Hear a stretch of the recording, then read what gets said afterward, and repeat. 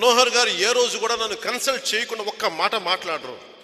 ఆయన తక్కువ వ్యక్తి కాదైనా, అనుభవశీలురు ఆయన. ఉమ్మడి రాష్ట్రానికి సభాపతి అయినా, ఒక ముఖ్యమంత్రి కొడుకు ఆయన ఎందుకు చేయాలి? అవసరం ఏముంది ఆయనకి?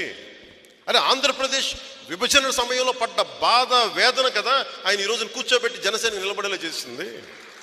ఆయనకైనా మనులు మాణిక్యాలు మేమేమైనా ఇచ్చామా?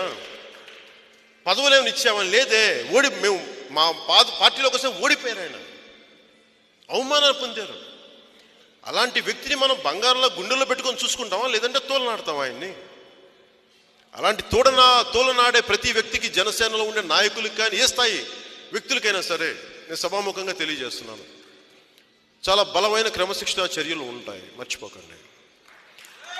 నాకు శత్రువులు ఓకే, మీరు నా పక్కనే ఉండి